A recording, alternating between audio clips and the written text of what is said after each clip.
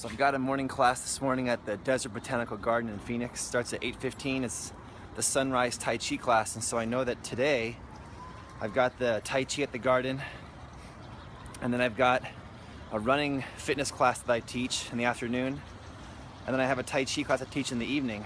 I know that it's a lot of non-upper body type of activity. So right now what I'm going to do is a little bit of a 5 to 10 minute kind of engine starter workout to get my upper body going so that I'm all juiced up, ready to go for the day of endurance, cardiovascular, and Tai Chi related activities.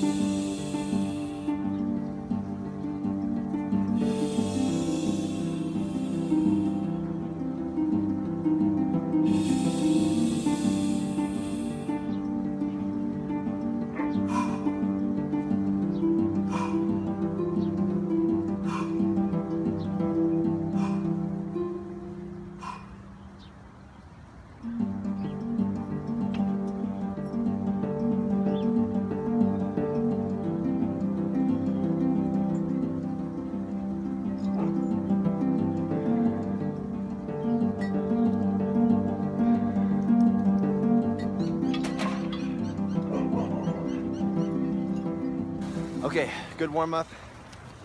It's getting to be crunch time. Let's get over to the most beautiful place in town, the Desert Botanical Garden, and teach the people some grand ultimate fist. Tai Chi Chen. Alright guys, go kennel, go kennel, go kennel. Go kennel guys. V, go kennel. Good job Venus, go kennel. This is how we do it in the morning, leaving. No gas, electric Nissan Leaf, unplug it. It plugs into the wall like a cell phone. I go to bed at night, I plug in my vehicle cell phone right here. In the morning, close that, and we're off. This is what I had for breakfast this morning on the way to the garden. My smoothie here, which is primarily fresh squeezed orange juice from my orange trees, with a giant leaf of kale, 2 bananas, and a bunch of frozen strawberries with a little touch of vanilla. And we have an apple and a banana. And then right here we have some sheets of nori seaweed with some wasabi on it from Trader Joe's. So here we go. We're at the Desert Botanical Garden in Phoenix. This is the Tuesday morning sunrise Tai Chi class, and this is the beautiful walk I get to have on the way to my class. It's the back secret employee entrance.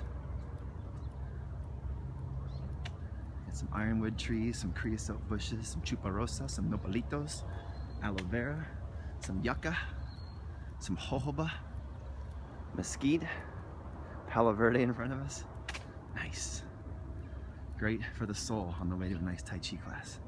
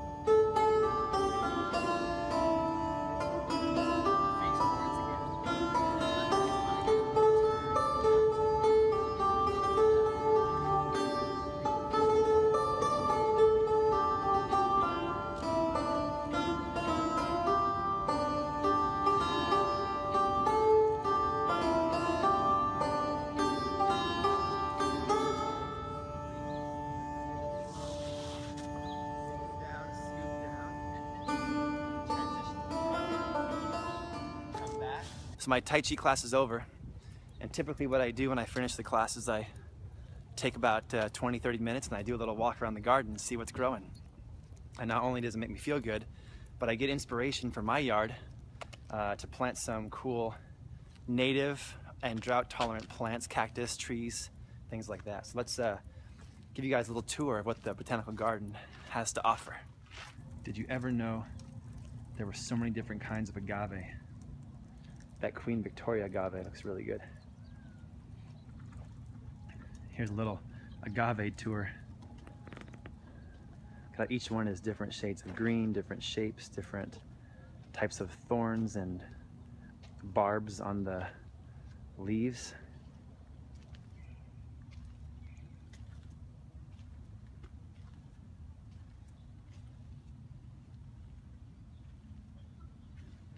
Pretty amazing, the different kinds. So this is like agave central over here.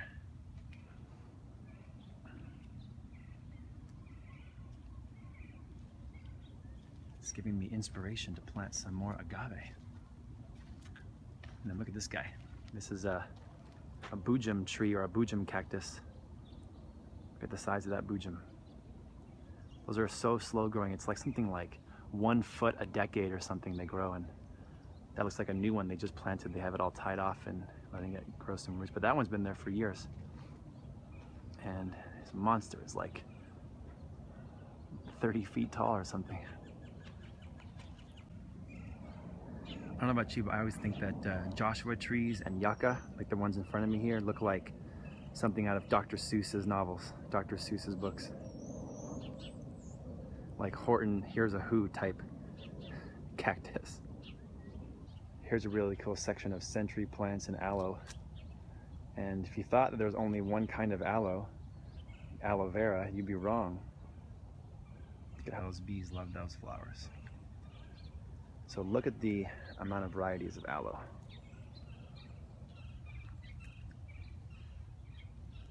And in my opinion, I have a lot of aloe vera that is the healing kind. This one's called powder aloe. But in my opinion, my favorite to look at of the aloes are these guys. It's the Hercules aloe. It has a long shaft and the aloe on top. Look at this one. This one's really impressive looking. That long trunk and aloe on top. In my opinion, that's pretty amazing. I mean, come on, give me a break. Look at the size of these two Hercules aloe. They're like skyscrapers. Like they're literally 20 feet tall. I mean, I'm 6'1". I'm not even halfway up them. It's called Aloe Hybrid Hercules. Wow. Those are ginormous. To me, Tai Chi is kind of like a drug, and I never intend for this to happen. But at the end of each class, when I'm doing Tai Chi with my students, it's really important that I focus on my students for the full hour. So I'm really trying to gauge who's in my class and what they want, what they need, and what level they're at, and try to give them a good class. But as a result, I get a tremendous amount of focus at the same time. And it forces me to do my best moves because they're gonna copy the moves I'm doing, so I might as well be my best stances, my best breathing, my best technique that I have.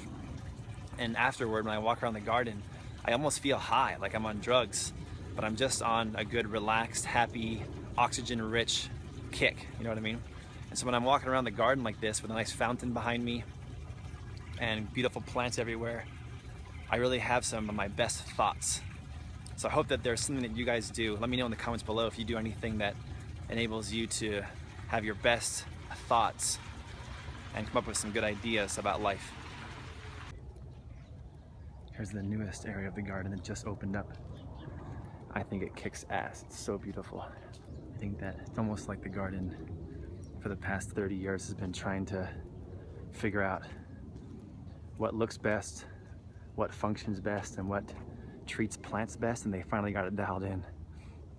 They planted so many raised beds here that just are full of such a large variety of cactus.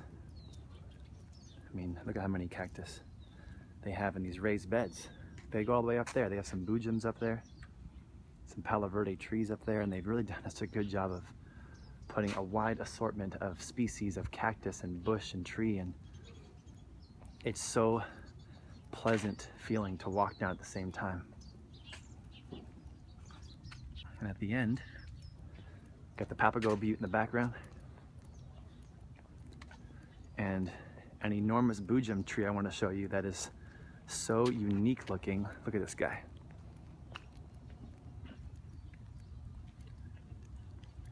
He's a twin. He's split at the bottom. There's two of them. They go up easily 25 or 30 feet. And even it has one arm out the right there. So halfway up, there's 3. With a bunch of owl's eye cactus down below. They look kind of like owl's eyes, don't they? So that's my morning at the Desert Botanical Garden in Phoenix. Time to go home and tend to my garden and use some of the good feelings and inspiration I'm gaining from this garden and let it rub off at my house.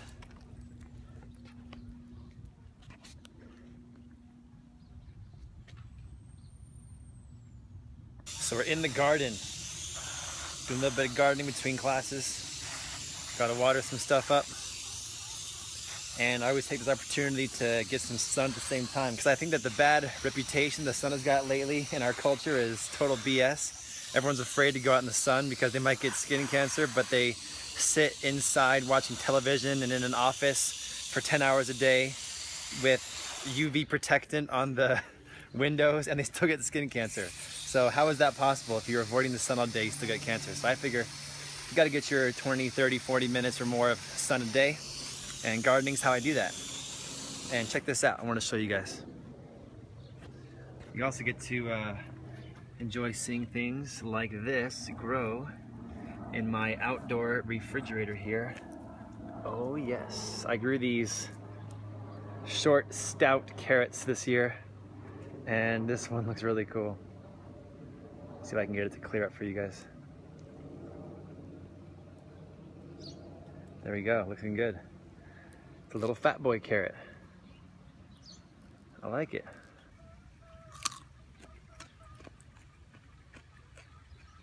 Oh my god, it's so good. Gonna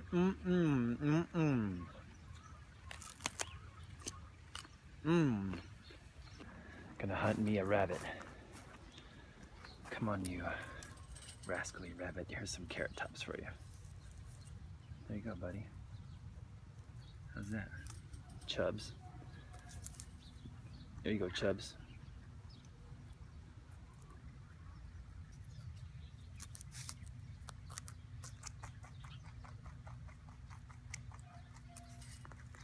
Chubs, you're so chunky. You're a chunky monkey. In addition to carrots, we got some heads of cabbage. We're gonna turn into coleslaw, some vegan coleslaw here coming up. These are my green tree collards. Look at how tall they are. It's the original mother plants. Over 8 feet tall. They're like the 3 amigos, or the 3 deities that oversee my garden. Everyone must bow before them. Hey, so I'm heading to my next class, my afternoon class.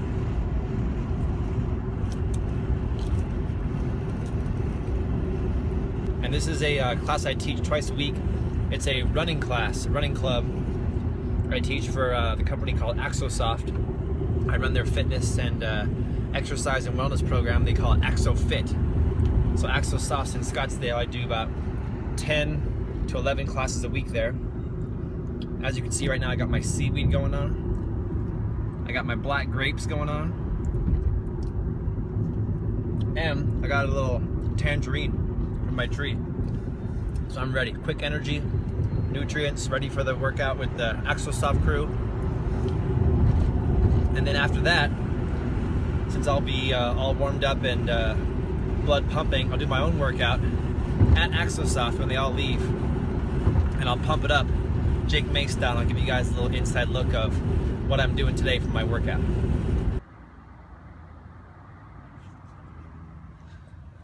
So that's Axosoft. That's where a lot of my time goes over the course of the week. So I do about 11 classes a week there, and then transit, it's probably about 25 hours a week. I'm thinking about traveling to and teaching at Axosoft. They're a really cool software company in Scottsdale. So we're gonna go to the running club class, and I'll give you guys a sneak peek at their pretty cool fitness room that has the best view of any fitness center in all of Scottsdale. So I'm finished with the running club class. I'm about to do a little bit of my own blitz workout. I don't have too much time today. It's just about 15, 20 minutes. So I'm gonna do this video for you guys in fast motion, but I'll tell you a secret. So you have to know yourself if you want to improve in fitness. And for me, I figured out over my 33 years on the planet that the strongest parts of my body are my legs. I've always had the ability to generate a lot of power, a lot of health, a lot of cardio, a lot of fitness for my legs. But I've noticed over the years that other people that are about the same weight, size, and athletic ability as me have much stronger arms. So whenever I'm doing my own personal workout, I always focus on my arms because I'm always trying to catch them up and get them stronger and stronger and stronger than they would be naturally. So I normally in my class do a lot of horse stance, bow stance, cat stance, monkey stance, shingy stance, bagua stance, tai chi stance, reverse bows, forward bows, one legs, kick, kick, kick, kick, kick, kick, kick. So I figure that my legs are taken care of with all that stuff in the martial arts. But when I'm doing my workout, I do a lot of pull-ups, a lot of curls, a lot of push-ups, a lot of bench press, a lot of rows, and things that are gonna work the big muscles on my arms. With that being said, let's get to it.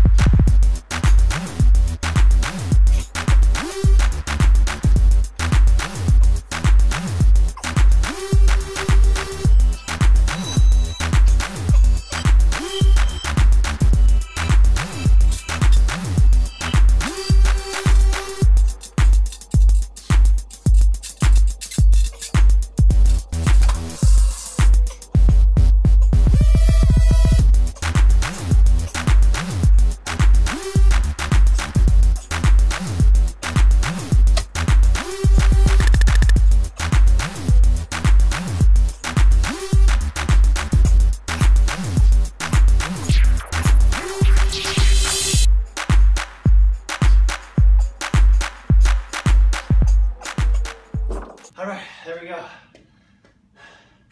Little 10-15 minute blitz workout is done. Time to go home, hit the shower, a little bit of gardening, and then a little bit of internal kung fu practice. So I'm back home, another beautiful sunset, the Valley of the Sun.